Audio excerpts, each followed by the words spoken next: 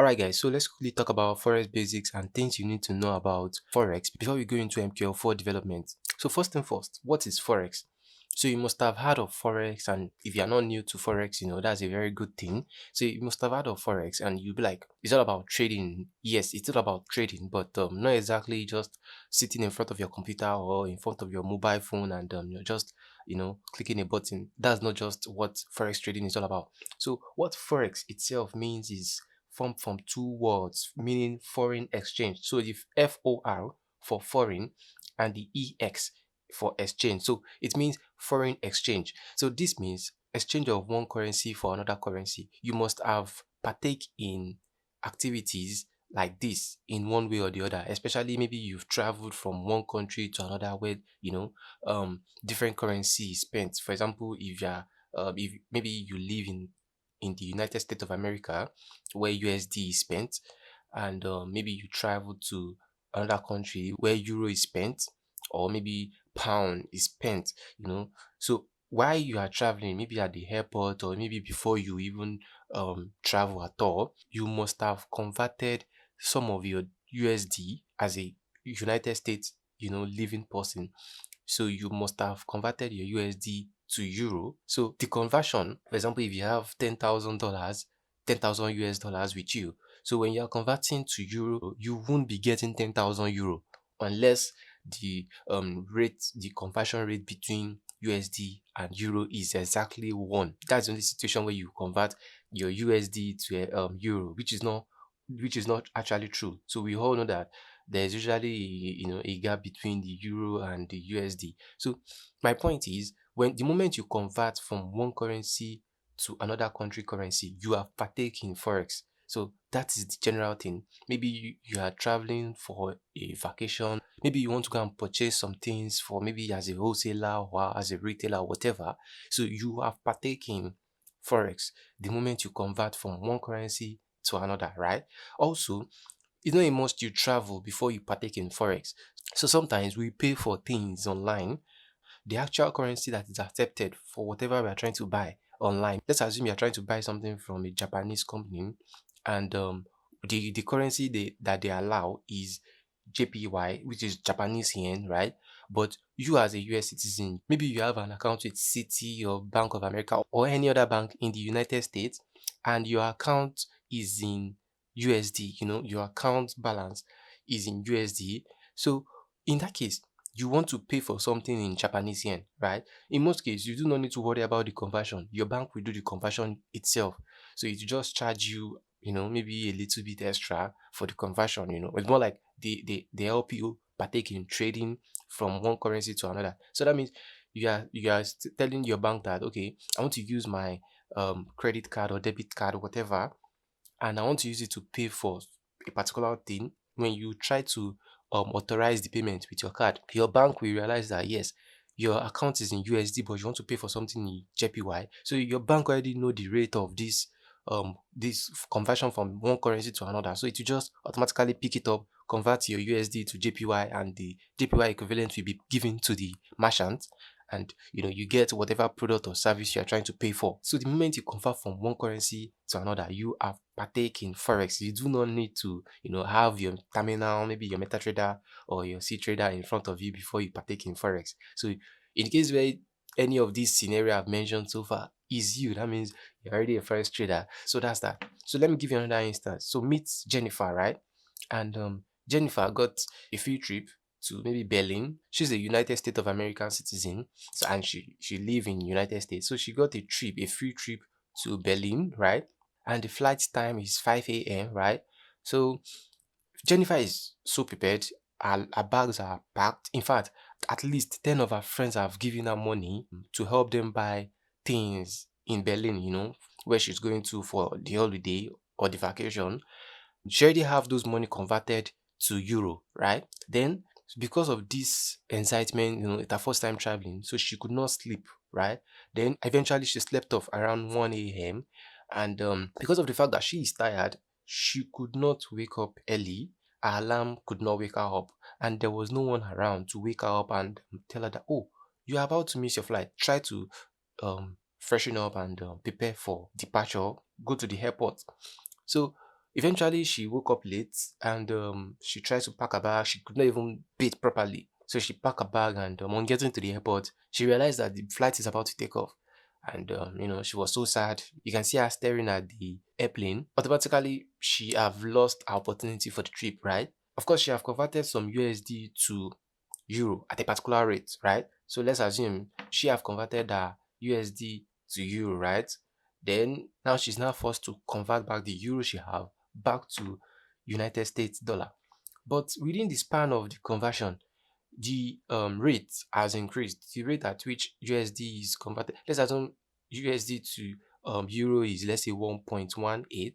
After 2 days, after crying and feeling sad, she decided to change back the euro back to United States so that she can refund her friends that, oh, I'm sorry I could not make the trip. So she converted her euro back to USD, and at that time she's trying to convert the money back. The rate has moved from 1.18 to 1.20. So now when she's converting back, the rate has increased from 1.18 to 1.2. So depending on the amount she converted, that will determine how huge the profit she have made so far, right? So now all she needs to do is, after converting the euro back to USD, she will just give her friends the actual money they gave her. So the one who gave her maybe $1,000, we also get $1,000, and the one who gave her maybe 5K, we get 5K.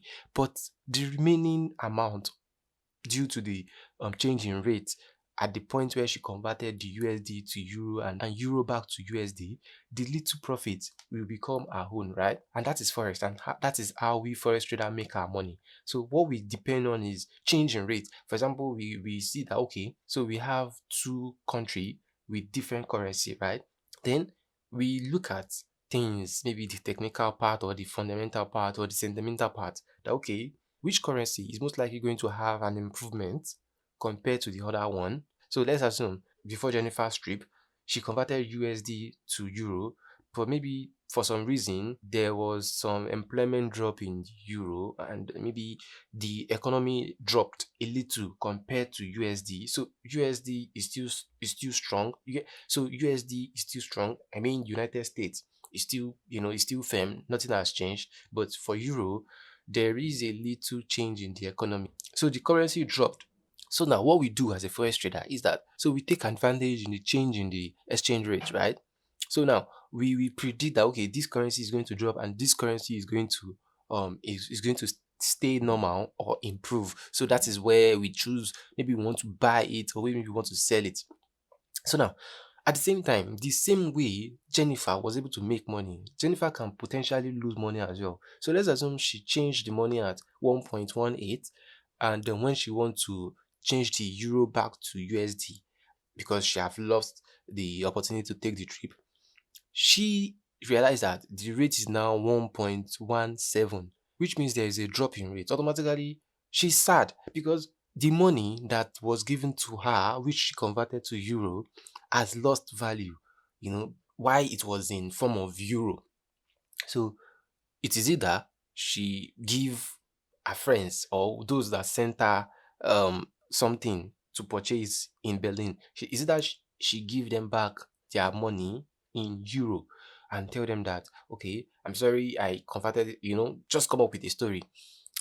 Or she convert the euro back to dollar, and she will have her own personal money to pay off, to make sure that the money is back in USD. So that means she's at a loss, right? Because she have to add her money to the money so that she can pay back those people, right? And that is what we face as a forex trader. So you have to determine which currency is going to improve and which currency is going to have a decrease in value. Then you choose which one to buy. Then automatically, as you're buying one, you're selling the other, right? So we are going to look into that shortly, probably in the next lecture. But now you get the concept. So we forex trader, we take advantage of changing exchange rate. So when we buy a particular currency, and we sell the other, we are like, okay, before the end of the day, or maybe in 2 weeks time, or in 1 week time, or in 1 hour's time, there will be a change in rate, and it will be, maybe you are predicting that the rate will increase, so you purchase or you sell based on um prediction. So you're like, okay, this particular rate is going to increase, so you take action based on that. And if you're like, okay, this particular rate is going to drop, you take advantage of that as well. You take decision based on that decision. And if truly it goes your way, you are going to make money. And if it doesn't go your way, you do not make money, you lose money in the process. So that is simply what Forex is all about. So let's move forward. All right, so there are some terms you need to know about trading. So for example, in a market, right? So let's say you go to the market, and maybe you want to purchase an apple or anything you want to purchase. You know, in a market we have seller and we have a buyer. So let's assume you go to the market where you buy apple, where you usually buy apple, and when you get there you realize that the place is kind of empty. There's no one there. You are able to see maybe someone cleaning, and you're like, okay, excuse me, please. Um, I don't know, why is this place empty? I want to buy apple, and the person is like, oh, didn't you hear? And you're like, what is that? There is an holiday today, so there is no activity today. So no one is coming here today. You have to wait till tomorrow. So that means there is no person to sell apple to you. Even when you are ready to buy, right? You are ready to buy apple because that's your mission. But there's no one to sell apple to you. So you have to wait till the next day. Then when you get there the next day, then when you get there, you realize that wow, the place is full as usual, right? And you are happy. So now you approach the apple seller, and the apple seller is like, okay, the apple that I have is $5 per one, right? And you're like, $5 per one? Ah, that's too expensive. Okay, I intend to buy 10, but now that you're selling at $5 per one, I do not have budget for $5 per one. Can I get for $3? And the seller is like, no, I'm sorry, I can't sell for $3. I can only sell for $5, right? And you're like, please, I would like to buy more. And you try to, persuade the person, the seller, and eventually the seller agrees to sell to you at $4 per one. So my point is, the price at which you buy as a buyer, right, is the ask price, which is what we are going to talk about. So the first time we'll be talking about for trading is the ask price. So the ask price is mostly determined by the seller, right? Because they're the one in charge. They're like, this is the price at which this particular product or service worth. So the ask price, they are already, they know how, the seller know how they incorporate the hard price. Maybe due to the cost price, maybe cost of production or the cost at which they also buy from the producer. So they have added the cost of production and their own profit. So that is what they're using, to coin the ask price. So let's assume after buying the apple at $4 per one, you also move back to maybe a particular spot in the city, and you consider selling apple for living. So now you have purchased that $4, and you decide to resell the apples you got. So are you going to be selling at $4, right? No, you won't be. You'll be selling at a price that is higher than $4. So considering maybe the transport you took from where you bought the apple to your actual location, you consider all of those, then the profit you intend to make per apple, right? So that is the bid price. So automatically you are the one, you as a seller, you are the one determining the bid price at which you want to sell. It's more like you being in the position of the person you bought the apple from. So you are now in the position of that person, right? So the price at which you'll be able to sell as the seller is the bid price, right? So that is that. You can see when you talk about ask price, that's the price at which you get to buy a particular thing, and the bid price is the price at which you get to sell if you are the seller, So, and basically the ask price in general, the ask price is usually higher than the bid price or equal to the bid price. So you have to also take note of that. The ask price is usually higher or equal to the bid price, right? So now, what is spread? Spread is simply the difference between the ask price and the bid price. Ask price minus bid price is spread. For example, let's assume you buy euro using your USD, right? Then, so let's assume after the first transaction of converting from USD to euro, you just move back into the office and you're like, I'm sorry, please, I would like to get back my USD. I don't want to do this conversion anymore. So just give me my USD. I would like to convert my euro back to USD. You won't be getting the actual money you converted from USD to euro. You will have a little bit of loss, and that is because the ask price is not usually equal to the bid price. So when you wanted to buy euro, you were the buyer, right? So you bought at the ask price. Now, after a few minutes, so you now decide to sell your euro and you want to buy back your USD. Now you are the seller, which you are selling at the bid price. And like I said, the ask price is usually higher than the bid price. Automatically, you will be incurring a loss. So now the difference between the ask price and the bid price is the spread. Then now, what is tick? The tick is the minimum number in price a security or a pair, a symbol, an instrument can move on an exchange, right? So now, when you talk about tick, that means change in price.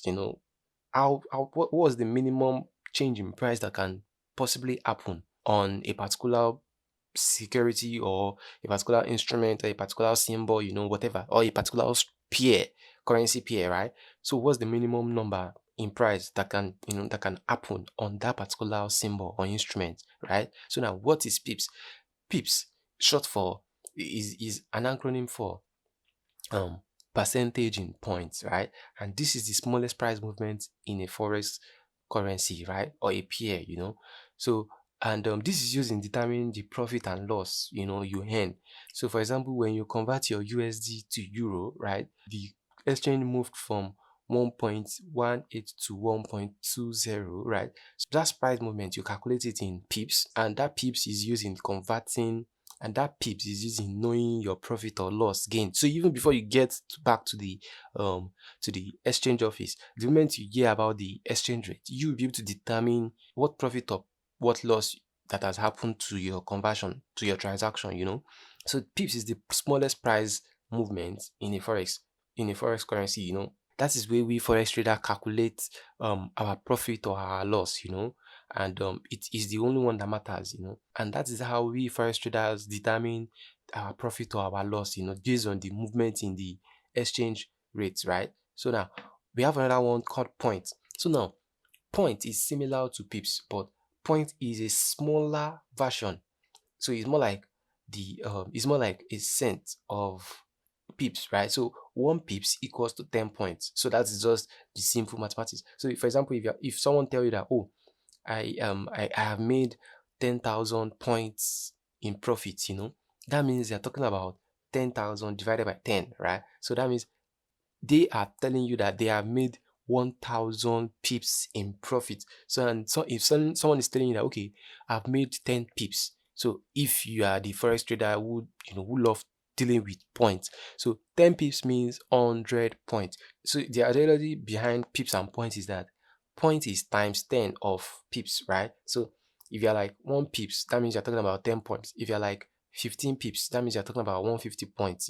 That is what it means. So some traders like to deal with pips, while some like to deal with points. So when we move to the terminal, I'll show you what pips is, and I'll show you what point is, right? So let's quickly move on so that we won't get stuck in one thing. So now the other thing is slippage, right? So as a forex trader, we are trying to buy a currency and sell another one in our room, right? When you trigger to buy or sell on your computer, or on your mobile phone, the instruction, maybe to buy or to sell, travels from your computer to where it is going to be executed, right? So now, on getting there, there is, based on the fact that the market is moving so fast, there might be a little change in price, in the exchange price. So let's assume we are trying to buy a particular currency at 1.1820, right? Then when you trigger the order or the trade, when the order gets to where it's going to be executed, the exchange rate has moved to 1.1818. So basically, in case you are familiar with trading, so I will quickly talk about that. That means there's a 2 pips move, right? So that 2 pips move is the slippage, right? Slippage is simply the change in price, the exchange price between the time where you trigger the trade or the order and the time at which the order gets filled, get attended to. So that is the slippage. So you trigger at maybe one point. So let's say you trigger at 1.1820, and on getting to the point at which the market will be triggered, now your trade is now getting filled at 1.1818. So there is a drop in the rate. So that little drop is called slippage, right? So what causes this drop is the maybe the server is busy or is trying to get a perfect seller for you. In case maybe you are trying to buy, it's trying to get a seller for you, and in case where you are trying to sell, it is trying to get you a buyer.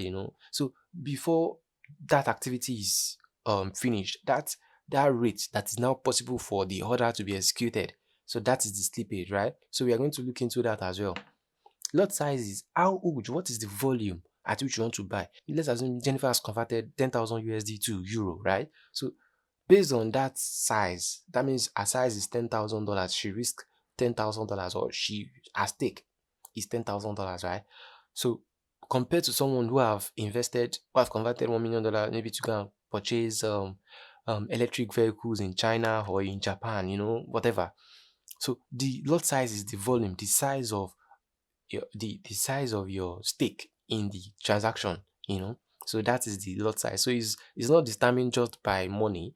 It's converted in something called lot size. So the lot size is the way you calculate it. We are going to talk about that, the way we calculate our lot size and determine our profit or loss based on that. So basically, just have it at the back of your mind that lot size is the volume at which you are investing in the forex market, right? So how many do you want to buy? More like your capital, your stake. So not exactly your capital, but more like your stake.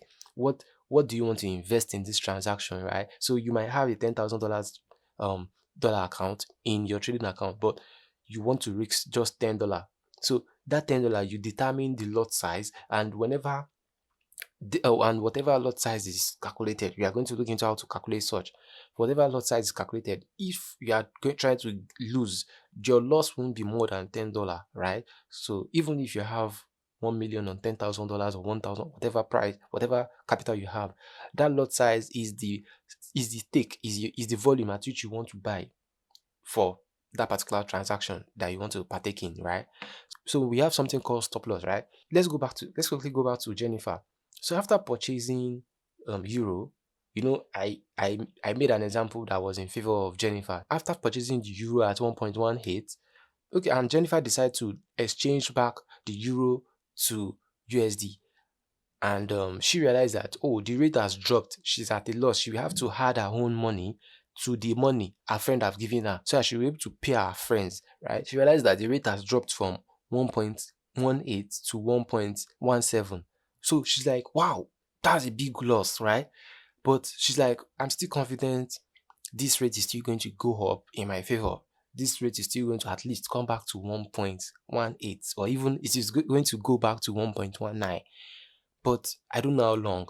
So she's not like, okay, this is what I'm going to do. She's going to monitor the market, but she now have a backup plan that, okay, if the market refuses to go up and keep dipping, keep going down opposite me, and maybe the market move back to 1.15, she's going to give up on what she have lost. She's going to just convert it and stop the continuation of the loss, because the lower the exchange rate in her case, the more money she lose. She's like, okay, I still hope, and I know maybe she's like, okay, I'm very sure that this rate is still going to go back to the original or even higher. But the moment the rates keep going down and approach or is at 1.15, I am going to give up. So now that price, that level at which she is ready to give up and admit that, oh, I'm at a loss on this one, so I'll just give up, and I'll pick up for my money and add up to my to the money, and be able to refund my friends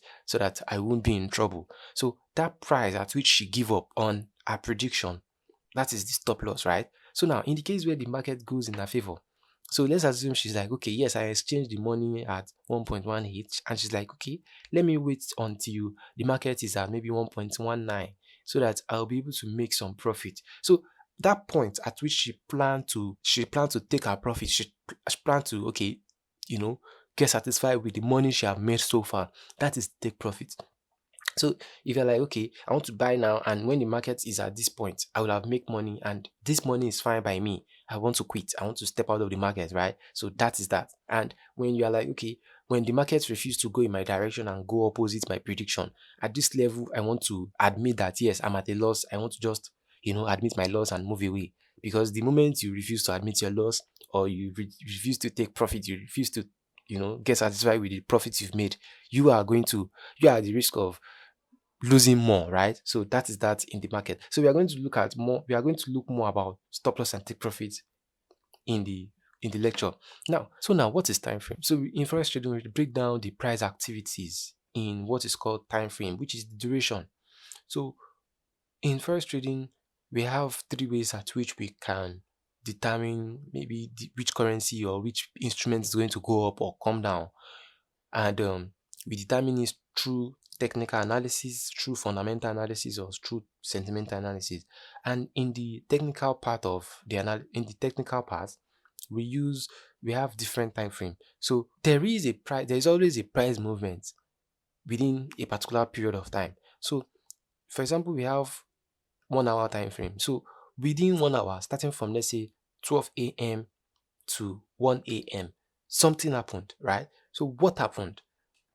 Whatever happened is detailed into something called a candle, right? So we are going to look into that in few seconds. So what happened within that period of time?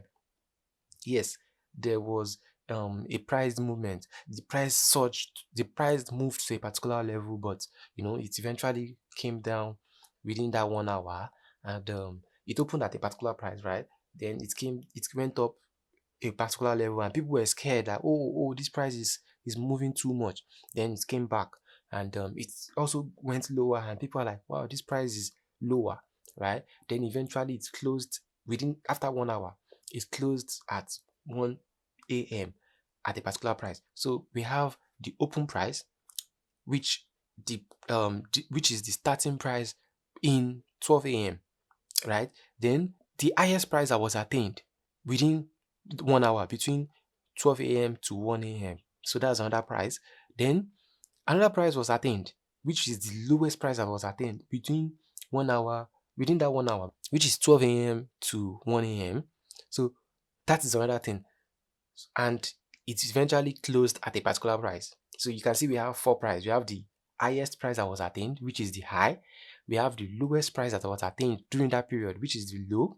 Then what is the opening price? At what price does all of this start? At what price does this candle close, right? So let me quickly show you visually. This is a chart, right? So this is my trading view. So what this trading view do is it helps us in analyzing the market technically, right? So now you can see this candle. So please do not get afraid in case where you are new to forex, right? What this candle entails is what happened within a particular time frame. So for example, if you come here, you can see this is M, which means monthly time frame. So that means this candle entails what happened in 1 month. For example, let me put my mouse here. You can see at the bottom it's telling me that okay, this candle that I'm trying to, okay, let me zoom close. Okay, let's quickly let's do this. So you can see this happened between February, right? So this is what happened. This entails what happened in February, and yeah, this entails what happened in March, and yeah, this entails what happened in April. This entails what happened in May 2025, June 2025, July 2025, and so on. So each candle entails what happened every month, right? And if you are to move this time frame back to, maybe let's move it to 1 week, right? You can see this is 1 week, and this is another week, this is another week. So this candle entails what happened between 19th of January to 2026 to the following week, right? So for that whole week, starting from 19th of January down to the Friday of that week, right? So as you can see, this also entails what happened on the following week, and this is the following week, this is the following week, and so on. You can see. So this time frame is what happened within this particular period to this particular period, right? At this particular interval. So the interval is the time frame. So this candle contains what happened every week. So let's move back to another time frame. Let's say 1 hour. 1 day. So this candle, we are now in 1 day. The time frame is now daily, right? So each candle here contains what happened every day. So this is one day, and this is Friday, this is Monday, this is Monday, this is Tuesday, this is Wednesday. So time frame generally means what happened within that time frame. So if you are to move to maybe 4 hours, so you realize that each candle entails what happened within 4 hours, right? Every 4 hours. So this is it. You can see 5 a.m., 9 a.m., 13, 17, that's 5 p.m., and so on. So every 4 hours, what happened every 4 hours, right? So if you are to move to 1 hour, okay, you can see that now each candle entails what happened every hour. So you can see this is 11 a.m., this is 12, this is 13, this is 7, 14, and so on. This entails what happened every 1 hour. So if you are to move to 15 minutes, it also entails what happened every 15 minutes, right? So what happened every 15 minutes? So how do you determine what time frame to choose? It depends on what type of trader you are, right? So if you are the type of trader who loves something that is very fast, you can deal with a lower time frame like the 1 minute time frame, which is what happened every 1 minute. Of course, I won't advise you to even go for 1 minute because it is usually noisy, but you can see this is what happened 9:30 on this day, and this is 9:31, and this is 9:32, this is 9:33, and so on. Every candle you see here on the 1 minute time frame is 1 minute, is what happened within 1 minute, right? So now you understand what time frame is, right? So now let's quickly move on to the next one. So now we have commission, right? So when you step into an exchange office, they're like, okay, I want to change from USD to Euro. Whoever is in charge of that office open the office to make profit, right? So during the cost of transaction, trust me, the person have a way of making money from that activity, from the exchange. So sometimes you might get charged a commission for doing a transaction, maybe for buying or for selling. So you get charged by whoever is helping you execute that transaction. So let's assume you buy euro at a particular price, and you now decide that, okay, I'm no longer interested in euro, I want to get back my USD. So you need somebody who is interested in euro, but have USD. So that means you need somebody that is on the opposite side of your deal. Now, who makes that possible? The person that makes that possible is the broker. So the person that link the buyer and the seller is the broker. So in the case where you are the buyer or you are the seller, whoever link you to the opposite side, who is going to help you complete the transaction. Maybe in the case you are buying, who is going to sell to you, and in the case where you are selling, who is going to buy from you, right? So whoever is going to make that transaction possible is the broker. That's the middleman who is going to bring the buyer and the seller together, right? So that's the middleman. Now the middleman also get paid. So how does the middleman get paid? Some brokers, get paid through spread. That's not the point of this lecture. So, but commission, some brokers are like, okay, I'll bring a buyer and a seller together, and in return, you two will pay me a little fee, maybe just 1% of the transaction volume. So I'll get you a buyer, maybe you want to buy a house, and the the broker, the house broker will get you someone who is willing to sell a house of your type, of your spec, you know. Then the broker links you guys together. You guys are going to pay a commission fee, right? That, okay, thank you for bringing us together. If not for you, we won't be able to complete this transaction. This transaction will not be possible. Please, thank you. This is your commission, and that is commission. So now, in forex trading, the market opened from Monday to Friday. It opened for 24 hours, but only opened from Monday to Friday, right? So now, if you want to keep, maybe you're already in a trade, maybe you are buying, and you are waiting for the market to hit your stop loss or your take profit, and it's overnight. You want to keep your market overnight. You want to keep your trade overnight, right? So you are going to incur a particular cost, which is the swap fee. So the swap fee is the cost at which you incur when you are keeping a particular trade overnight, especially during the weekend. And let's assume it's Friday and the market doesn't open on Saturday, right?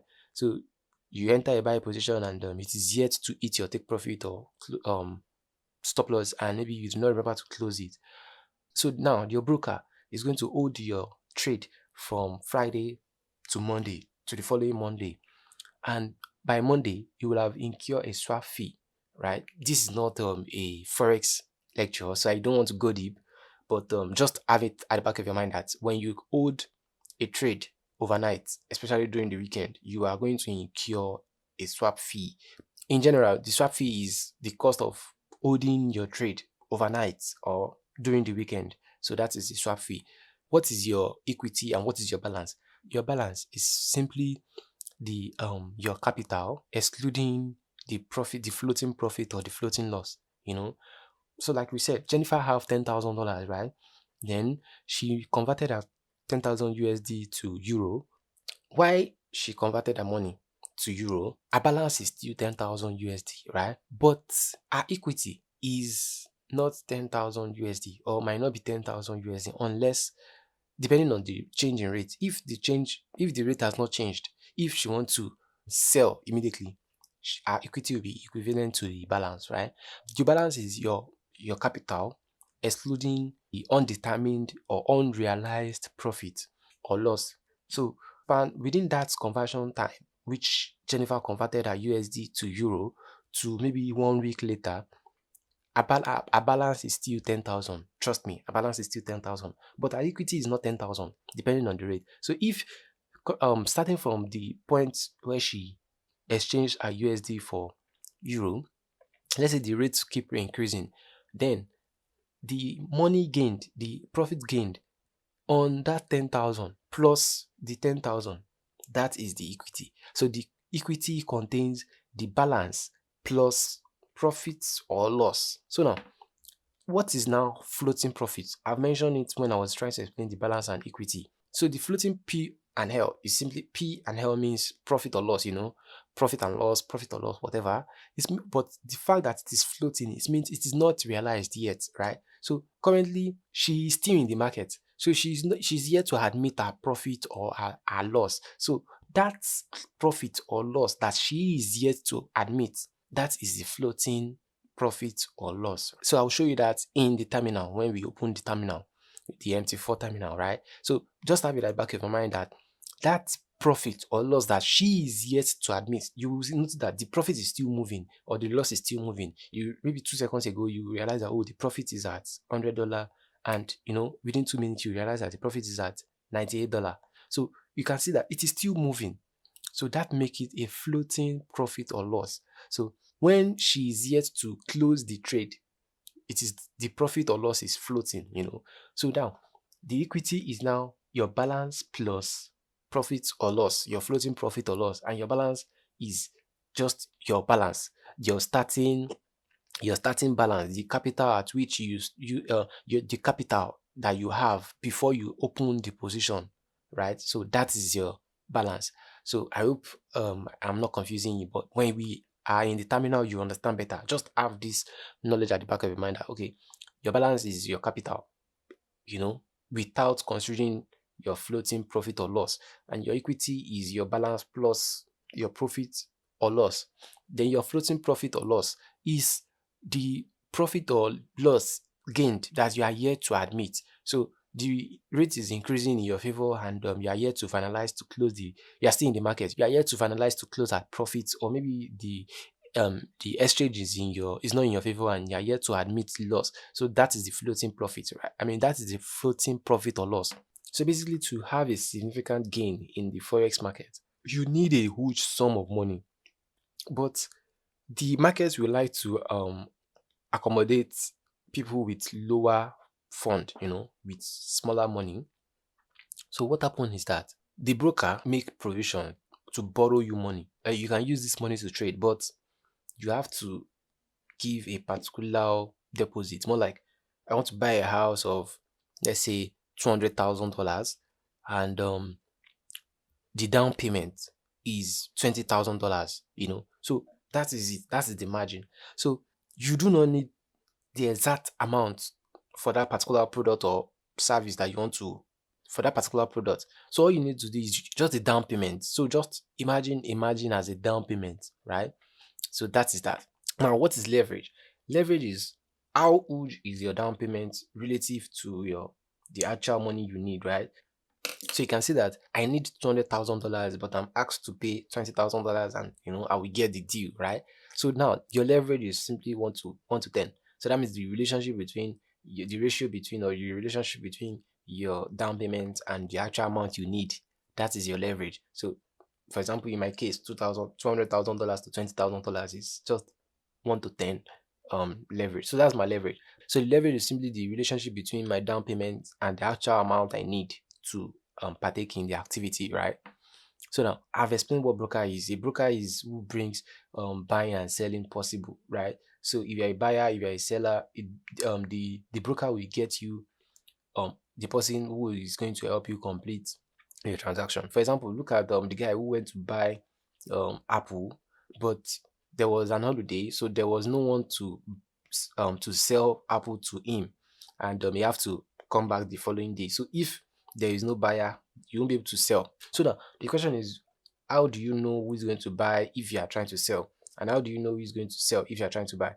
You do not know them, and you do not know who is ready to buy at the size that you want. For example, you might be willing to sell 10,000 piece of something, and whoever wants to buy maybe 100,000 piece of that thing. So the broker is going to be the one to make the arrangement to make that transaction possible. Might have to bring in another seller or another buyer or whatever is needed to make the transaction complete. So whoever make the buying and selling possible, bring the buyer and the seller together to make the buying and selling possible, is the broker.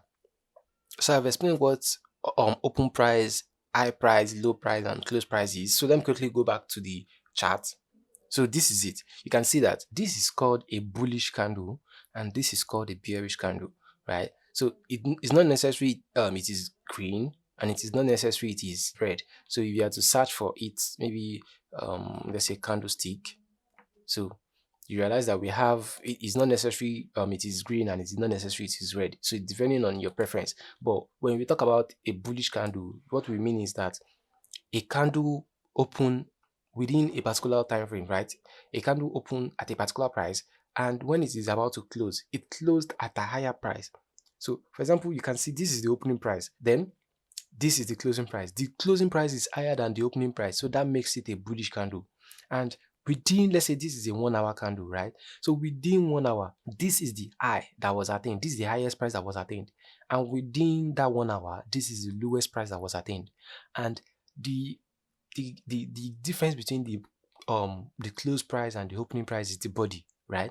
So let me come again. So as a bullish candle, the opening price is here, the price at which this candle starts forming, right? So this is the opening price, and this is the price at which this candle eventually get closed within 1 hour. So let's assume it opened at 12 a.m., right? So 12 a.m. when it was opening, this is the initial price, and by 1 a.m. this is the close price, right? And within 12 a.m. to 1 a.m. this is the price at the highest price that was attained. The price moved to this part, and later it eventually closed at this part. Then this is the lowest price that was attained within 1 hour, within 12 a.m. to 1 a.m., right? So that is that. And for the bearish candle, the opening price is here. So let's assume this is a 1 hour candle, right? So this candle formed within 1 hour, right? Then at 12 a.m., this is the price. Then at 1 a.m., this is so that makes it a bearish candle. There was a drop in price, right? And here there was a increase in price. And this is the highest price that was attained within that period, right? And this is the lowest price that was attained within that period. And the difference between the opening price and the closing price is the body, right? Just like this. So let me zoom close for this. So you can see this is a 1 hour candle, right? And this is a bearish candle. So that means there was a drop in price. So this is the opening price, this particular level. This is the opening price, and this is the closing price, right? And you can see this is a bullish move. This is a green candle. So this is the opening price, this is the closing price, and this is the highest price that was attained during this period, this 1 hour, this 1 minute period, and this is the lowest price that was attained. You can see the low is almost equal to the opening price. You can see, okay, in fact it is equal, because these are the actual data. Each time I move my mouse, you can see this is changing. So this O is the opening, this H is the high, this is the low, this is the close. So you can see that this candle have a low as opening, as high as a close price. So in a time frame, if a candle have a close price that is higher than the opening price, just like this is the close price and this is the opening price. If the candle closes above the opening price, that makes it a bullish candle. And if it closes below so this is the close of the candle and this is the opening of the candle. If it closes below the opening price, that means it is a bearish candle. So just have that at the back of your mind. If a candle closes above the opening price, it is a bullish candle. And if it closes below the opening price, it is a bearish candle. So now you understand what opening price is, what closing price is, what high price is, and what the low price is, right? So now the next thing is a pair, right? So what is a pair? A pair, we can also say an instrument or a security or a symbol, right? So, but forex pair, when we say forex pair, we mean two currency coming together, right? So now let me go back to my chart. All right, so you realize that we have this euro USD. So this is a pair, which is a combination of two currency, one on the left and one on the right hand side. A pair is simply a combination of currency, right? Or just a security, maybe it's formed by combination of two currency in the case of forex, right? So this is euro and this is USD. So now if I trigger a buy, maybe I decide to buy on this chart, so that means I want to buy euro, right? And in return I'll be selling my USD. For example, Jennifer tried to buy euro and in return she is selling her USD. She's selling her United States dollar and she's buying euro. So now when she realized that she's not able to visit Berlin, she's now trying to convert back her euro to USD. So in that case, she will be selling the euro and buying the USD. So that is simply what it means. So just know this, that a pair is the instrument you're trying to trade. So and in forex is usually the combination of two currency, right? So side by side, you can see this is euro and this is USD, and you can see we have other pair. So we have pair like euro GBP, right? GBP. So you can see this is euro and Great Britain pound. So we have other pairs, that you can, any other pair, you have USD JPY and so on. So that is that. We have different pairs. So pairs is just a combination of two. So a forex pair is a combination of two currency, right? So that is that. In the case where you are new to forex and you are more interested in knowing deeper things about forex, So, but this terminology I'm trying to explain is enough for you to continue the course, right? But in case where you are interested in knowing more about forex, okay, you can quickly go for baby pips, okay, baby pips. So on baby pips, this is the actual link. So it's usually at the bottom. So you can see I'm unable to get it. So it is usually at the bottom. You can see, okay, this is it. How to trade. So this is the class. See, it is actually free. So all you need to do is just go through everything, starting from the the preschool down to the graduate. Also, I think okay. Let me see. What was the last one? Okay, the graduation. Yes, the graduation. So all you need to do is start from the beginning. It might take you weeks depending on your pace. So, but it's a very good read. So the moment you read it, in fact, what I've explained so far in this lecture will be very, very easy for you to understand. So all you need to do is go through everything one by one and read through, and you will understand faster, you understand better all of my explanations so far. So you can go through this baby pips course. Like I said, it's free, it's completely free, so no charge. But at the end of everything, you will be confident to as a forex trader, not just as a developer. In fact, it will give you edge ahead other developer. So trust me. So that is that on trading terminologies. So I'll see you on the next one.